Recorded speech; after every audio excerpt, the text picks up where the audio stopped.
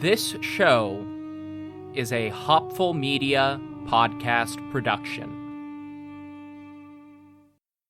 Hey, History of Persia fans. Before Persia, another civilization controlled the Middle East. The very first civilization, the inventors of writing itself. From the clay tablets of ancient Mesopotamia come the oldest stories. The history and myth of the first Mesopotamians is the subject of the Oldest Stories podcast online at oldeststories.net. If you like ancient history, come check out the Oldest Stories after you listen to this episode. The history of Persia is intertwined with conquest. It began with conquest when Cyrus, king of a small city called Anshan, set out to build the greatest empire the world had ever seen. In a series of stunning campaigns, he achieved just that, becoming one of the greatest conquerors in history, and basically started Persian history. After all, you don't get the title the Great for nothing. But he wouldn't be the last great Persian conqueror. Other Persian rulers like Darius the Great, Mithridates I, and Ardashir I would go on to become great conquerors on their own, establishing their own great empires and legacies. If you want to hear their story, and the stories of other great conquerors, many of whom are far less famous despite their great achievements, join me, Ramzi Shalah, on my podcast, The Conquerors Podcast, available on all platforms you listen through.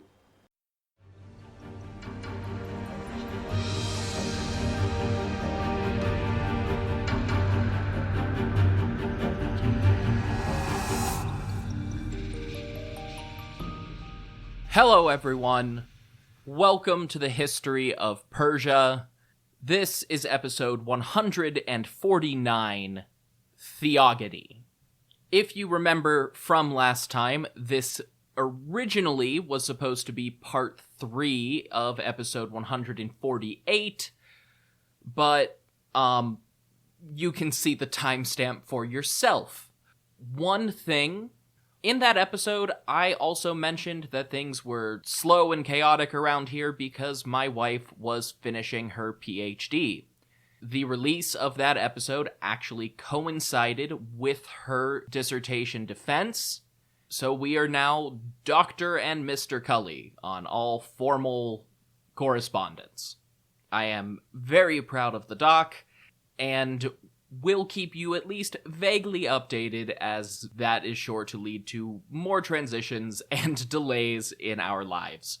But I promised you some story time for today, so we are going to talk about the Theogony, the Greek creation story, or more specifically, the cosmological creation story. Theogony is literally the birth of the gods, and it's a genre of ancient literature that covers quite a bit of the cosmos, the origination of the whole universe, successive generations and tiers of deities. But in the traditional telling, the creation of humanity is not actually a part of the Theogony. That's a separate myth.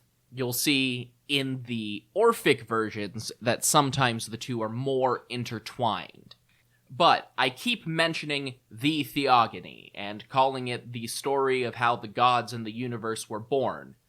But I appreciate if that only sort of makes sense, especially if you're not familiar with Greek mythology. I did talk a bit about it when Alexander the Great died, in the episode titled The New Gods. Long story short, the most famous and widespread version was written by Hesiod, an Ionian poet and one of the oldest known Greek writers sometime in the 7th or 8th centuries BCE. Given that that is the traditional version, it is the one I expect most people to be familiar with, and it is usually the thing that other versions of the story are compared to, or contrasted to, more accurately. So, just to get everyone on the same page, here's the Cliff Notes version. In the beginning, there was nothing. Not empty space, but a lack of space altogether. Then 4 beings spontaneously appeared. Chaos, the empty space surrounding everything else. Gaia, the physical earth. Tartarus, the earliest and deepest pit of the underworld. And Eros, the concept of desire. These were the first primordial gods, the first principles of the universe, and they promptly set to work creating other primordial concept deities. Chaos created Erebus, darkness itself, and then Chaos mated sexually with his own creation to create Nyx, the concept of night in the very first act of lust inspired by Eros. Nyx and Erebus then mated in the first binary sexual coupling, because all of those first 4 are considered androgynous, and they produced Aether, the bright air of the upper sky, and Hemera, the concept of day. So already you have some really interesting symbolism in here, with darkness and night mating to give birth to day. Meanwhile, Gaia created 3 new beings of her own to cover her surface: Uranus the sky, Aurea the mountains, and Pontus the seas. Then she and Ouranos mated to produce the 12 Titans, the first gods who oversaw the basic functions of the new world, as well as 6 brutish giants, the Cyclopes, and the 300-handed giants. Then, because the Greeks were nothing if not patriarchal, Ouranos became the king of the world, including his older, more powerful mother-wife Gaia. Ouranos was disgusted by his 6 youngest children, the Cyclops and the 100-handed ones, so he threw them into Tartarus. Gaia called on her youngest remaining child, the Titan Kronos. Mother Earth armed her child with a harpe. This is usually translated as scythe, sometimes as a scythe-like sword, and sent him to castrate Father Sky, which Kronos did, and claimed the throne as patriarch of the gods. Fearing that the same thing might happen to him one day, Kronos did marry his sister Rhea and have 5 children, but he ate them immediately after birth, all but one. Rhea fled with her youngest son, Zeus, and hid him away to grow into adulthood.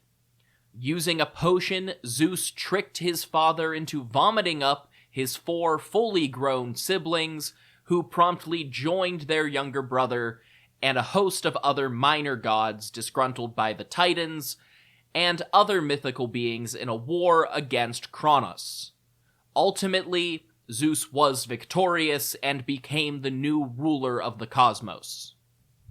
That more or less brings us to how the Greeks historically viewed their world. With Kronos castrated in Tartarus, they divided up the world into their various patronages, had kids who were gods of other things, and so on and so forth. For our purposes, the only 2 of those stories I really want to point out from Hesiod are that his Dionysus was not originally a god at all, but the son of Zeus and the obscure demigod princess Semele of Thebes. I also want to point to the story of Athena. Hesiod's story of Athena is the famous one. Zeus is given a prophecy that if he has a son with the wisdom goddess Metis, that son would continue the cycle of overthrowing his father like Zeus did with Kronos and Kronos did with Uranus. But Zeus has terrible impulse control, and Metis gets pregnant anyway. Rather than risk it, Zeus decided that his father's problem was really that he didn't eat the gods in utero. So Zeus just swallowed Metis. Metis then took up residence inside Zeus's head, gave birth to Athena, and gave the god king such a bad headache that Zeus had his head split open with an axe, and Athena climbed out, fully grown and dressed for war. She became a very important goddess in exchange for swearing herself to celibacy, so that Medes and Zeus's bloodline would never continue to fulfill the prophecy. While the Orphics believed in something similar, with a lot of the same broad steps in creation, they did not agree on the finer details. However, Hesiod is the familiar baseline to use as a comparison. There are actually several Orphic Theogonies, mostly preserved in fragments, and all in disagreement about the first principles of the universe. Some have water and mud as the starting point. Some add theses, the concept of creation, to that list. Some start with chaos, just like Hesiod. Some have Nyx, the night, as the very first primordial being, including the Derveni Papyrus, which I discussed last time as the oldest manuscript ever found in Europe. A couple seem to have gone back to Homer and inserted an extra generation between Uranus and Kronos, with the ocean acting as the father of the Titans rather than one of them. Traditionally, modern academics have grouped all of the extant fragments and references to Orphic Theogonies into four main sources. This interpretation has fallen away in recent years as more scholars have stopped trying to interpret Orphism as a monolithic religious block and shifted toward the idea of a loosely aligned religious movement. It's entirely possible that every reference to Orphic ideas of the Theogony all stem from separate, albeit similar, original poems. That said, the traditional four categories, if not four specific poems, are useful for our purposes because they describe four basic outlines of the story, even if there were minor differences across the whole Orphic community in the course of thousands of years. They are generally called the Derveni, Eudemean, Hieronyman, and Rhapsodic Theogonies. Originally, when I thought this was going to be a section of a larger episode, I had intended to pare this section down to focus on just one or maybe two of the four. However, I couldn't find a way to do it in less than 3. Weirdly enough, the Hieronyman Theogony is the most contemporary with our current narrative, and the one that provides some of the most information for the next episode. But it's also the one I decided to cut. This is partly because even though it is much better preserved in commentaries than the Eudemean version, one of those commentaries is a very early Christian apologist who gives all of the Greek gods secret beast forms as serpents, and somehow construed Heracles as the creator of the universe. The Hieronyman version also doesn't really add anything that's not found in other versions, besides some more specific details that I can address in the next episode. It mixes and matches some of the particular details, but since neither of the surviving commentaries are really focused on that, what those details signify is murky. Either the commentaries, Hieronymus, or the original Orphic poetry he was describing fixated on triads of gods in a way that the surviving sources don't explain very well. That said, the Derveni Papyrus is still the oldest and least relevant theogony, very fragmentary, and more of a hymn dedicated to Zeus than an actual description of the cosmos. So we don't need to spend that much time here, and that is where I will pick up after a quick break.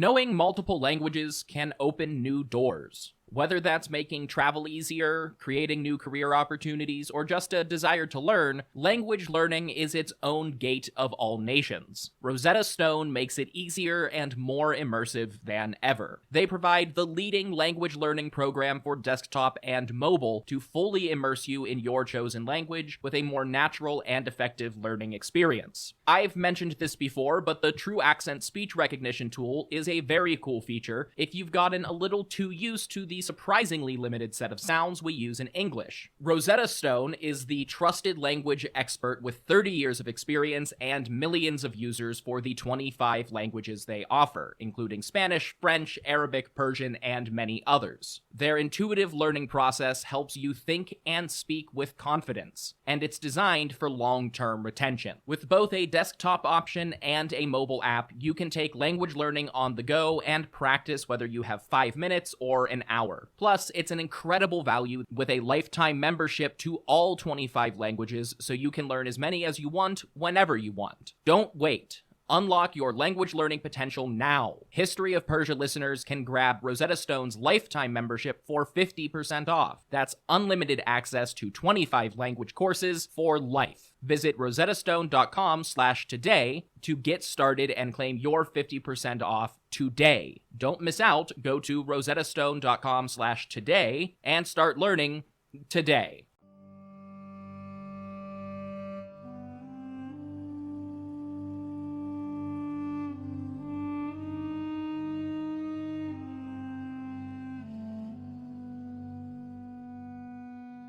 So the Derveni Papyrus. It is a very weird version of the Theogony story, very closely aligned with the traditional Hesiodic narrative, but with some alternative elements, both Orphic and just strange. It's not a version that really seems to have spread beyond 4th century Macedon, possibly because the author spent a lot of time complaining about popular for-profit priests who taught a different message while he held his strictly for initiates.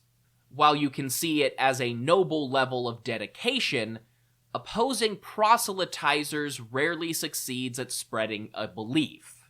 So while the Derveni may be the authentic Macedonian Orphic teaching of the 4th century, it wasn't spreading to the rest of the Macedonian community and seems to have largely died out. In this version, the cosmos began with Nyx, the living spirit of night, described as a nurse and mother of the gods. Nyx gave birth to Uranus, the sky and first king of the cosmos. Again, patriarchal to the core. The gods could get away with a lot more on divine exceptionalism, but a ruling goddess was apparently beyond the pale in this community. Uranus fathered Kronos, the Titan king who castrated his father, and then fathered Zeus himself. The Derveni story doesn't go into much detail about the other gods, either because they were highlighted in other poems, or more likely, were either supposed to infer from other popular myths or not care at this point. This is where things get interesting, though. In the Derveni Papyrus, Zeus still castrated Kronos and usurped the throne of the gods. However, it's not necessarily Kronos' own genitalia that Zeus cut off. Remember from last time, the Derveni author viewed these stories as complex allegories. In this perspective, the castration is less about physical genitalia and more about the concept of masculine power and creative potential. The so-called phallus in the poem seems to pass from Uranus to Kronos to Zeus in turn, and finally, Zeus swallows it. In context, this is both a sex act and consumption. The author even seems to deliberately use the word metis in reference to the more popular story of Athena, with Zeus ingesting the very concept of wisdom. In his act of swallowing the divine rod, Zeus not only assumes kingship, but also becomes a new creator god, remaking the universe in his own image, and both creating and or fathering new gods as well as recreating many of the gods who existed before his conquest. The author uses this to explain why many gods and goddesses are very similar, and why two Greek deities might be identified as the same foreign god. In the Derveni view of things, these different names sometimes reflect different eras of universal rulers before Zeus. The same concept is also used to explain why the Greeks had myths about gods being killed, destroyed, or imprisoned, and also actively worshipped those same deities and could see them in the natural world. Uranus and Kronos were both destroyed in the old universe, but then in the new Zeus universe they could be recreated subservient to the new king. In one case, which reflects what some scholars believe to be a very old, pre-Homeric conception of the universe, Zeus's primary consort in this version seems to be Demeter, who is also Gaia, the original Earth Mother, and Rhea, Zeus's own Titanic mother. By mating with this goddess, the Derveni author asserts that Zeus became his own father and his own son, thus breaking the cycle of gods, usurping one another. This is a lot more convoluted, but less open-ended than Hesiod's version, where Athena takes a vow of chastity that she could hypothetically break. The end product here is a universe of gods and monsters and spirits very much like the traditional view of the Greek world, but with Zeus filling both his usual role as the temporal king of the gods and a somewhat unique position as near-omnipotent creator deity. Unfortunately, since it is still a commentary on Zeus, and severely damaged at that, the Derveni document does not go any further in the Orphic creation story. That brings me to the Eudemian Theogony. It was not written by its namesake, Eudemus of Rhodes, but we do know about it because he wrote it down, even though his history of theology is now lost. More on that next time, though. We've got a lot of Theogonies to get through. According to the 5th century CE philosopher Damascius, Eudemus of Rhodes described the theology of Orpheus as, "From Nyx was made the beginning." That's it. We know he agreed with the Derveni papyrus that Nyx was the first primordial being, and that's all. But since Eudemus was a student of Aristotle, modern scholars try to trace this information back through Aristotle and Plato to find some additional references. These are often contradictory, suggesting that they came from more than one original poem and more than one Orphic community. But every pre-Hellenistic reference to the Orphic ideas of the Theogony are usually lumped together in the Eudemian category. One of these supposed Eudemian Theogonies appears in a rather unlikely place: the playwright Aristophanes' comedy, The Birds. In the context of the play, this is used to explain that the birds of the floating city of Cloud Cuckoo Land are actually more divine than the gods because they came into existence earlier. But the details of Aristophanes' Theogony are still worthwhile. He seems to have combined some of the more traditional elements of the early cosmos in Hesiod's work with Orphic motifs. All things considered, it's a short passage, so I'll read the Aristophanes Theogony in full. From there was chaos and Nyx, black Erebus and wide Tartarus, but neither earth nor air nor sky existed, an Erebus' boundless bosom, from which, as the seasons came around, there grew lovely Eros, whose back gleams bright with golden wings, whose flight is swift as winds, this Eros mingling by night with winged chaos throughout wide Tartarus, hatched our race and first brought us into the light.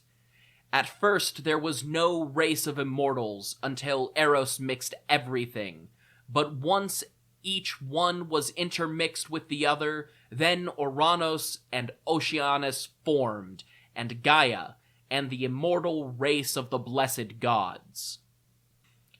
This passage is actually useful for two reasons. First, it really shows how the primordial deities and the concepts they represent are one in the same. Chaos, night, and Tartarus are all spaces where events take place, and also beings that mate and mingle and produce new creations. Eros, the literal concept of lust and desire, mixed up all of the other early beings to produce new ones. He made the concept of emptiness and the concept of night horny. The second reason is that Aristophanes introduces us to the first known Greek example of the world egg. This is a recurring motif in the Orphic Theogonies. In this case, the egg was laid by Night, Nyx, and from it hatches Eros, the youthful sex god who promptly causes all of the earliest, thus far asexual beings to start copulating and creating the universe. Other classical references, especially from the philosophers Plato and Aristotle, also reference Orphic elements in their ideas of the Theogony. None are as detailed as Aristophanes' version, and for the most part, I think their genealogies would just lead to confusion with different ideas of which primordial beings came first and how exactly they filled out the generations between the dawn of the universe and the Titans. The picture that develops is one where Nyx, as the foundational being, was a common enough standpoint for both Aristophanes and the Derveni Papyrus to reference her, but she was far from the only candidate. However, things started to change in the Hellenistic period as a more consistent version of the story emerged. The first taste of this we know about came with the Hieronyman Theogony, but as I said earlier, I don't want to dwell on that. Aside from some specific numerology, it doesn't add that much to the Orphic mythos. The Orphic Rhapsodies, on the other hand, those are where we get the best information of the whole bunch. Written sometime in the late Hellenistic period and solidified in the 1st century, the Orphic Rhapsodies were the version that persisted through the Orphic decline and into the brief renaissance of the late Roman Empire. They are the best preserved, most detailed version of the Orphic Theogony. And I should note that the genealogy of the gods presented in these hymns is generally consistent with the early Hellenistic Hieronyman version. So the differences with our last two stories seem to be a more generally Hellenistic innovation rather than a specifically late idea. According to the Byzantine encyclopedia called the Suda, the Rhapsodies were compiled from a variety of existing Orphic hymns, likely including the version known from Hieronymus of Rhodes, by a Greek poet called Theognetus. He intentionally set out to codify the disparate Orphic hymns of the later Hellenistic era into a single epic collection. This seems entirely plausible, and it is consistent with how other massive ancient poems were formed. The codification of the traditional Theogony was Hesiod taking a bunch of myths from his time and compiling them into a set storyline. The Homeric epics were finalized in classical Athens, and the Argonautica by Apollonius, which we discussed in episode 147, was a bunch of different myths that he compiled into an epic. That said, we should probably acknowledge that Theognatus was almost certainly a pseudonym. If not, it's history's most obvious nominative determinism ever, since his name is literally just the word Theogony, modified to be used as a man's name. So here we go. Though the beginning is lost, we can guess a few things from general trends in both Orphic literature and other philosophers' descriptions of it. In the beginning, all of creation was formless, intermixed matter. Hieronymus's old commentary identified this as the admixture of mud and water. That's where the extant fragment picks up. From this primordial matter came Kronos. This is not Kronos, the father of Zeus, spelled with a kappa and translated with a K or a C, but Kronos, with a K, translated as CH. As you can tell from how much trouble I have pronouncing that letter, I'm just going to also pronounce this one Kronos.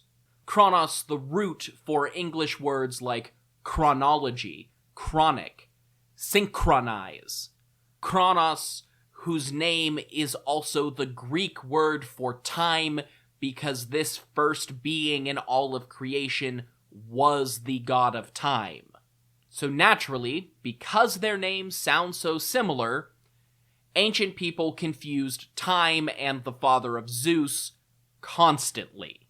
This even carried over into Roman mythology, where the equivalent deities, Saturn and Ion, sound nothing alike, yet Saturn was often associated with time. But in this case, they are distinct. The rhapsodic Kronos emerged as the first god and goes on to create or give asexual birth to Aether and Chaos, giving the universe its first contrast between the loose concept of everything in the cosmos and the gaping void of nothingness outside of creation. Then the time god took the primordial matter that he had emerged from and shaped it into a cosmic egg, rotating in the near emptiness of early creation. In some versions of the Hellenistic and Roman period, Kronos is given a mate, Ananke, whose name means inevitability.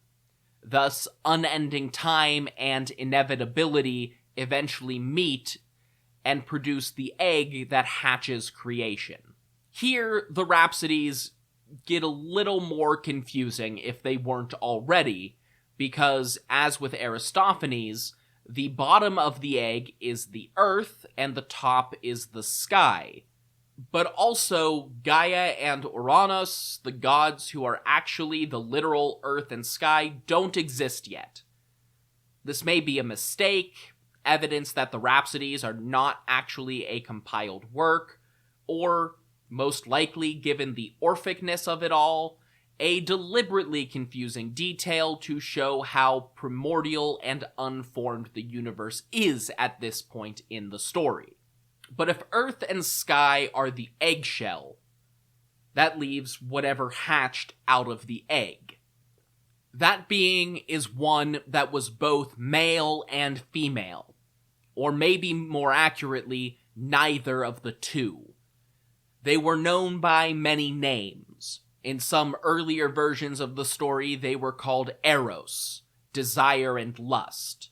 In some, they are Erikepaios, a name of unknown meaning, but possibly a Semitic phrase meaning slow to anger, a description of God in Judaism.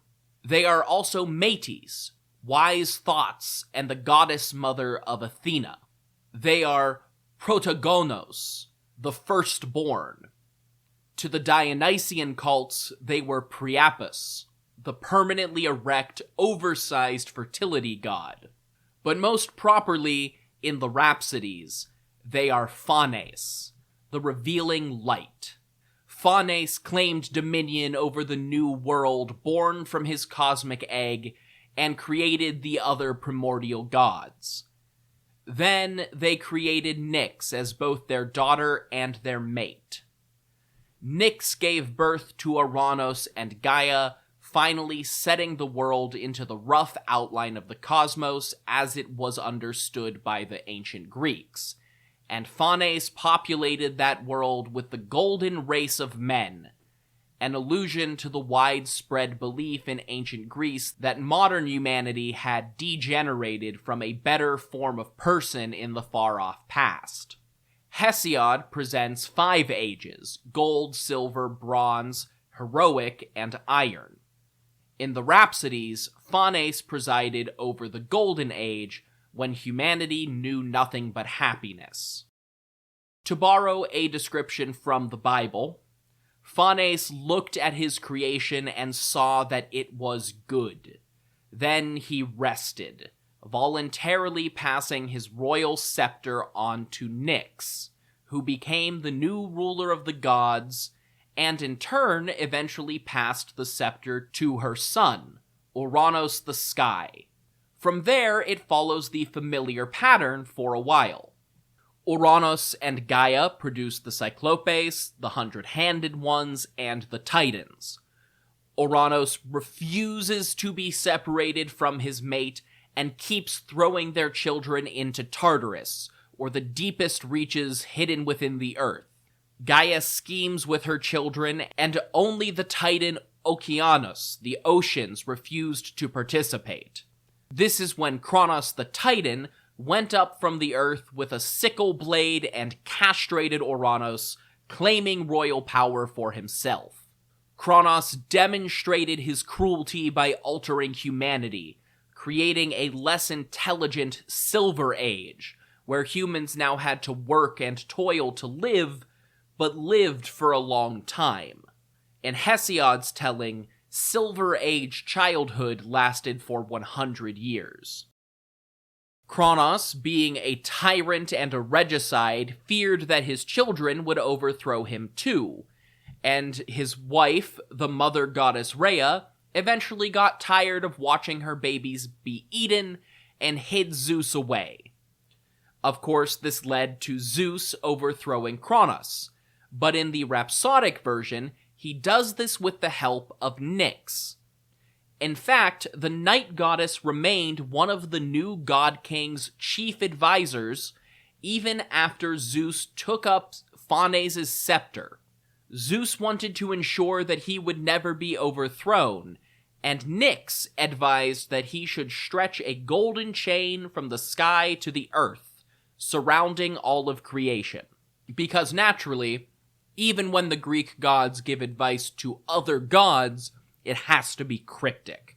Zeus understood this as a suggestion to bind Phanes, the creator god himself, which Zeus accomplished by swallowing Phanes whole, taking on the power of creation.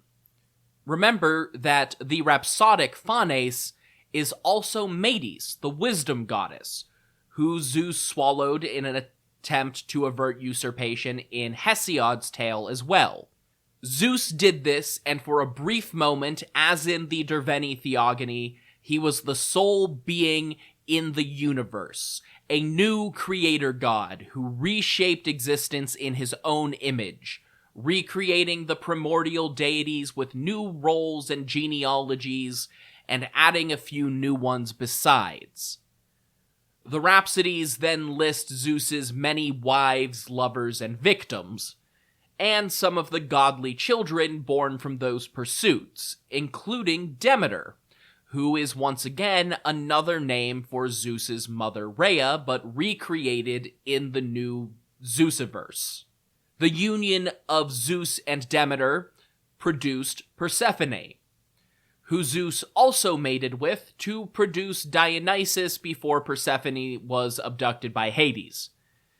After Persephone was taken, Zeus began to train his newest and favorite son, Dionysus, to be his future successor.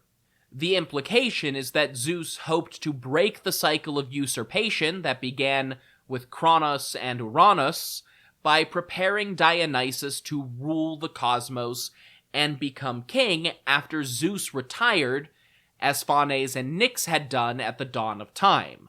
Unfortunately for Zeus and Dionysus, the Titans still resented the new gods. So they lured the child Dionysus to them with toys, cut him apart, cooked him, and ate him. As with Zeus consuming Phanes, the implication is that the Titans did this to absorb some of Dionysus's godly power. Only Dionysus's heart was left when Athena burst into the Titans' cannibal feast and stole it away. Enraged, Zeus smote the Titans with his lightning bolts, and a third race of humans were born from the ashes. This began the Bronze Age, the earliest stage of modern humanity in Greek myth. In Hesiod, the Bronze Age men were warlike and brutish, eventually wiped away in the Great Flood, with the exception of one man, Deucalion, who helped create the Age of Heroes and the race of humanity that appeared in most myths. The Orphic view seems to be that contemporary humanity are simply descendants and reincarnations of this third generation. The gods eventually used Dionysus's heart to impregnate the demigod princess Semele, who gave birth to a reincarnated Dionysus. In some poems, this is the only one actually called Dionysus, while the original is named Zagreus. In others, Zagreus is a title given to Dionysus. Regardless, when this new Dionysus returned to the ranks of gods after the many adventures he had on Earth, he was not only the god of wine and revelry, but the Rhapsodies portray him as the crown prince of Olympus, or even Zeus's co-king. What exactly that meant in cosmological terms is not explained in the Rhapsodies or other Orphic poems. Most modern researchers tend not to speculate on it, especially as Orphic scholarship in the last few decades has tried to downplay the importance of Dionysus. 19th and 20th century interpretations of these texts tended to do the opposite, presenting Dionysus Zagreus as the central figure of the Orphic cosmology. However, the texts themselves pretty clearly demonstrate the importance of Zeus as the current ruler and creator of the universe. Why the discrepancy? Well, because Dionysus is often interpreted as a Christ-like figure for the Orphics, and I don't necessarily think that's incorrect. If the idea was that Zeus would one day hand the universe over to his son, and that humans escape reincarnation by rejoining the part of their soul that stemmed from Dionysus's murder to the god, then he was a sort of messianic figure. This is even supported by early Christian artwork, which often used traditional depictions of the wine god as a basis for their own artwork depicting Jesus. The wine connection is obvious enough, but that's probably not the only reason Christian artisans drew that comparison. Still, the overriding message of the Orphic Theogonies is consistently a primordial universe, the creation of the sky and the earth, Titans leading to gods, and Zeus assuming the power of creation, effectively becoming a new first principle himself. Now, after 3 episodes of this esoteric stuff, I'm guessing you've all started to wonder how on earth I'm going to tie this back to Iran and Zoroastrianism. Well, all I have to say is that it's about time. Until then, if you want more information about this podcast, you can go to hopfulmedia.com. That's where you'll find things like my bibliography, episode imagery, and additional resources. If you want to hear more of my voice, you can listen to America Secret Wars, where I tell my friends and guests the story of forgotten and overlooked conflicts in American history. And if you want to support my projects, you can go to hopfulmedia.com.co to donate, buy merch, or subscribe to get access to ad-free listening and bonus content. If you don't want to spend money on me, that's absolutely fine. The best ways to support a project like this are to share on social media or leave reviews on your podcast app of choice. So review on Apple, rate on Spotify, and you can find me on Blue Sky at History of Persia and on Instagram at History of Persia Podcast. Until next time, thank you all so much for listening to The History of Persia.